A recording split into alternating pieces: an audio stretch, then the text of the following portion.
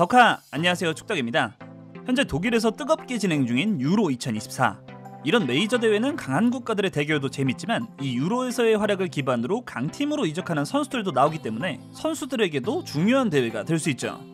그래서 이번 영상에서는 역대 유로 대회에서 맹활약 후 더 큰 클럽으로 이적했던 선수들 6명을 준비해봤습니다.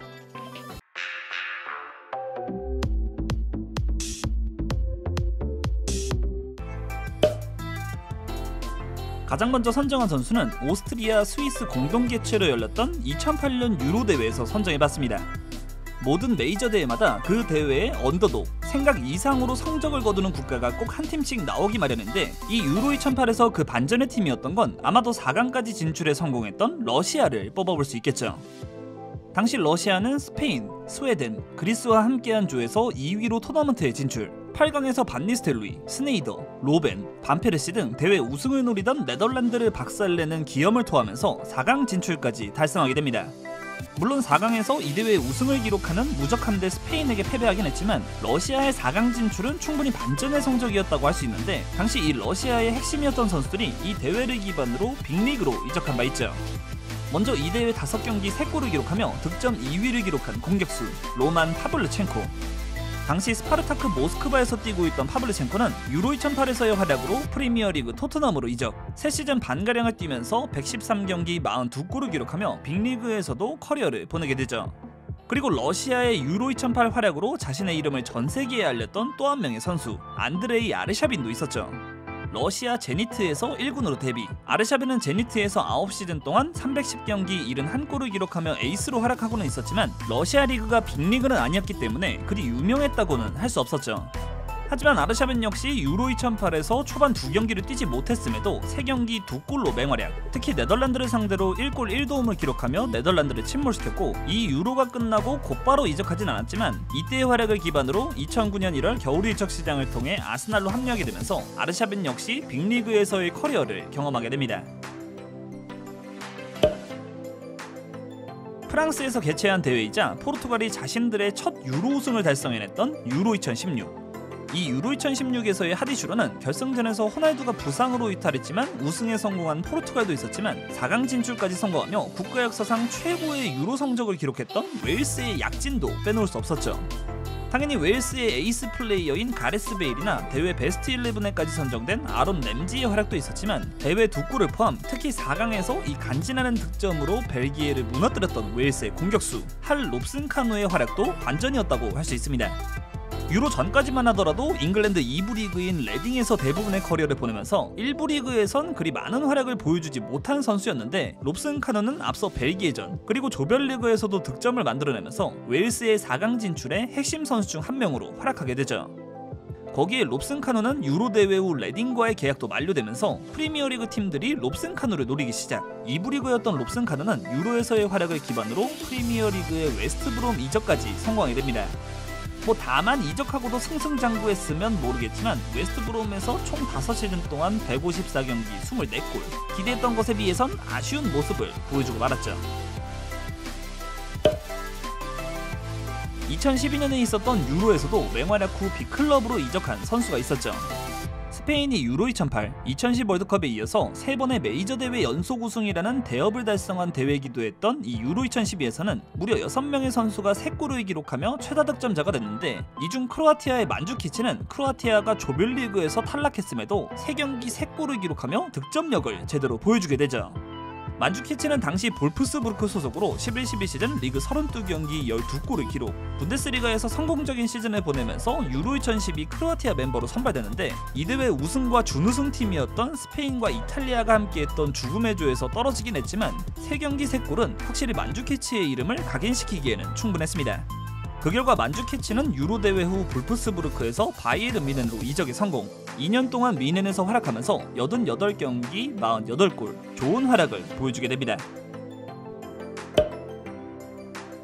앞서 유로 2016에서 웨일스가 반전의 4강 성적을 기록하긴 했지만 역시 그래도 더 반전이었던 것은 강한 팀은 맞지만 우승까지는 어려울 것으로 보였던 포르투갈이 우승에 성공했다는 점이었죠. 그리고 이 포르투갈 멤버로 유로 2016 우승을 함께하면서 자신의 명성을 제대로 올렸던 선수, 현재는 바이에른 뮌헨에 소속돼 있는 라파엘 게이루를 4번째로 선정해봤습니다.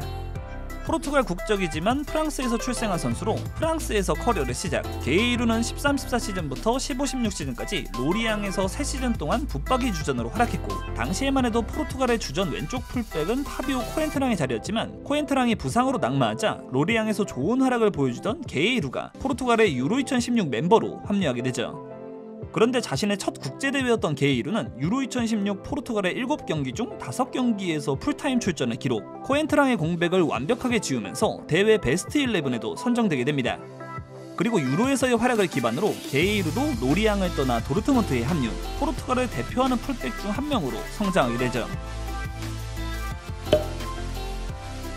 2004년 포르투갈에서 열린 유로 2004는 역대급이라고 해도 될 만한 언더독의 우승, 무려 그리스가 유로 우승이라는 성적을 기록한 반전의 대회였다고 할 수 있죠. 그리고 비록 우승에는 실패했지만 자국에서 열린 이 대회에서 준우승의 성적을 만들어낸 포르투갈 멤버 중에서도 대회가 끝나고 빅클럽으로 이적한 선수가 있었습니다. 당시 포르투갈의 스쿼드를 보면 이렇게 공격진의 포르투갈의 현재와 미래였던 두 선수에다가 호날두 이전 포르투갈 최다 득점자였던 파울레타 등 공격진에 강한 선수들이 많았지만 이들의 뒤를 받쳐줬던, 이때만 해도 FC 포르투에서 뛰고 있던 수비수 히카르도 카르발리오의 활약도 빼놓을 수 없었죠. 03-04 시즌 포르투는 무리뉴 감독과 함께 생각지도 못했던 챔피언스리그 우승을 달성해낸 팀이었고, 그 주축 중 한 명이었던 것이 이 카르발리오였죠. 그때까지 카르발류는 대표팀으로 5경기를 소화한 것이 전부였는데, 카르발류는 03-04 시즌 포르투에서의 활약으로 유로 2004에서 포르투갈 주전 센터백까지 맡게 됩니다. 그리고 카르발류는 클럽에서의 퍼포먼스를 국가대표팀에서도 그대로 이어가면서 아쉽긴 하지만 포르투갈의 준우승을 이끌었고, 이 대회 베스트 11에까지 선정되게 되죠. 결국 클럽과 국제대회에서의 성적까지 만들어내자 카르발류는 자신의 은사인 무리뉴 감독을 따라서 유로 대회 후 첼시로 이적. 그 유명한 04-05 시즌 한 시즌 15실점이라는 무자비한 첼시의 수비진의 주축으로 활약하면서 쭉 만족스러운 커리어를 이어가게 됩니다. 앞서 카르발류가 자신의 이름을 알린 유로 2004에 참가했던 잉글랜드에도 자신의 이름을 세계에 알린 유망주 공격수가 한 명 등장하게 되죠. 바로 02-03 시즌 프리미어리그 에버튼에서 1군으로 데뷔, 03-04 시즌 에버튼에서 리그 9골을 기록하면서 잠재력을 인정받아 유로 2004 잉글랜드의 차세대 공격수로 낙점받은 선수 웨인 루니였습니다. 어린 나이임에도 리그에서 어느 정도 성적을 냈다곤 하지만 국제대회에서는 또 그 차이가 있을 수 있었는데, 루니는 본인의 첫 메이저 대회였던 유로 2004에서 총 4경기에 출전해 4골, 스위스와 크로아티아를 상대로 멀티골을 기록하면서 잉글랜드의 새로운 신성이 등장했음을 제대로 보여주게 됩니다. 비록 포르투갈과의 마지막 경기에서 부상으로 빠지면서 잉글랜드는 8강에서 탈락했지만, 루니는 이 대회 후 곧바로 맨체스터 유나이티드에 합류하게 되죠. 물론 이미 에버튼에서 활약을 보여주기 시작하면서 맨유에 관심을 받은 선수긴 하지만 유로에서까지 맹활약을 해주니 퍼거슨 감독에게 더 확신을 줬다고 생각할 수 있겠고, 이 유로에서의 성과 후 맨유로 합류했던 루니는 이후 팬들이 바라는 대로 잉글랜드 공격의 핵심 선수로 발돋움하게 됩니다. 물론 루니의 잉글랜드 대표로 국제대회에서의 성적은 이제 보니 유로 2004 시절이 최고였다는 함정도 있긴 했지만요. 자, 지금까지 유로 대회에서 활약 후 더 큰 클럽으로 이적했던 선수들 6명을 준비해봤습니다.